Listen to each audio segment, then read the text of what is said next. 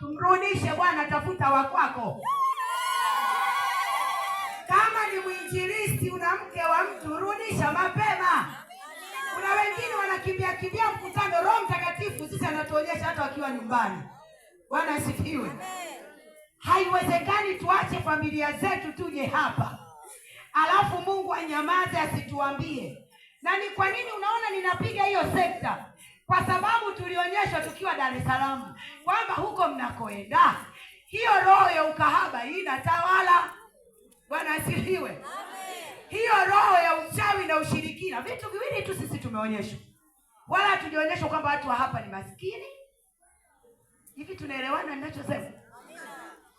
Hapo unaweza ukasema, sikiliza, mimi sijakaa na mtu wala sijazungumza na mtu, sijui maisha ya mtu, sijafika nyumbani kwa mtu.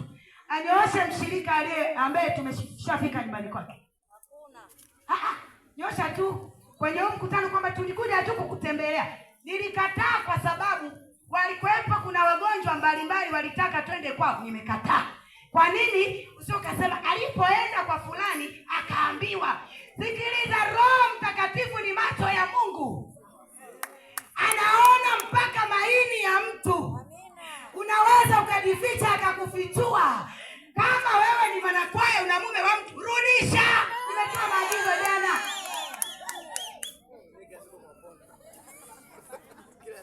Roho Mtakatifu alituonyesha. Tulipokuja kwenye mjuu tulionyeshwa, sikiliza, tulionyeshwa. Na tulionyeshwa kwa sababu kuna watu wanaharibu kanisa. Sema tupone. Huwezi kumtumikia Mungu na uchafu. Huwezi kumtumikia Mungu na mambo mawili, na ndio maana akasema huwezi kutumikia mabwana wawili. Utampenda mmoja, utamchukia. Wanasifiwa. Kuna watu wana maumivu. Nikamwambia Mungu, unanituma niende Maramba, nikaseme nini? Nikaseme na watu wa Maramba? Maramba mimi tangu nimezaliwa sijui. Wewe ndio unaifahamu. Watu wa Maramba wewe ndio unawajua. Siendi kuzungumza habari ya maisha ya nyumbani kwetu. Siendi kuzungumza habari ya ulisi wetu. Siendi kuzungumza habari ya chakula cha kwetu. Wanasifiwa. Nataka nikazungumza ulichonituma kwa sababu niko kwenye ofisi yako. Hii kazi leo ninaimaliza, mimi nitalipwa na Baba wa mbinguni. Sitalipwa na shemasi wala na mchungaji. Amina. Na wala sijakosa kazi, ndio maana napiga kelele. Bwana asifiwe. Ninayo kazi nzuri ya kunipa maisha mazuri, gari nzuri, nyumba nzuri ya kisasa. Bwana asifiwe. Lakini niko hapa ninapiga kelele nikalipwe mbinguni kwa ajili yako wewe. Wewe ni mtu wa thamani kwangu, wewe ni mtaji. Sema ni mtaji. Kwa hiyo siwezi kuchezea. Ngoja nikwambie, mahali unapolipwa mshahara unaweza kupachezea? Acha nikupasue jipo litumbuke. Bwana asifiwe. Rudisha mke wa mtu. Yaani mji huu ndio roho imewakaa. Sijaonyeshwa chochote kingine. Mungu amenionyesha zinaa. Shamrudisha mimi. Why? Karudi toka juzi. Bwana asifiwe. Na kila nikijaribu kumkwepa Mungu, kila nikijaribu kuandaa, kuna wakati ninaandaa ujumbe nyumbani na unakataliwa na kuja kuandaa.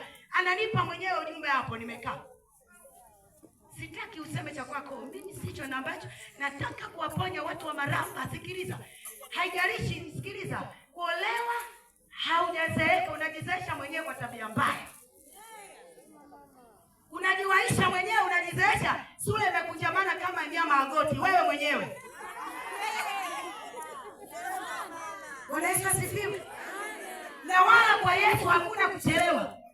Binti una kazi, yani binti unyoona kazi. Hivi mimi ngoja, mwanaume wa mtu anakusaidia nini? Kitendo tu cha kusikia nyumbani ana mke wake, mkimbie huyo kama ukoma. Wewe binti mdogo unaolewa, unamkubaliaje? Halafu usipoolewa unasema wanaume hakuna. Kakwambia nani hakuna wanaume? Hakuna wakwako kwa sababu umejichanganya mwenyewe. Tulia mbele za Bwana. Leo niliwaambia pale kanisani. Nauliza fellowship. Kanisa zima wanakuja watu 4. Mbona tuchanganya nyinyi? Mbona tuchosha? Bwana asifiwe. Yaani kanisa lenye watu zaidi eti mama mchungaji zaidi ya watu elfu moja.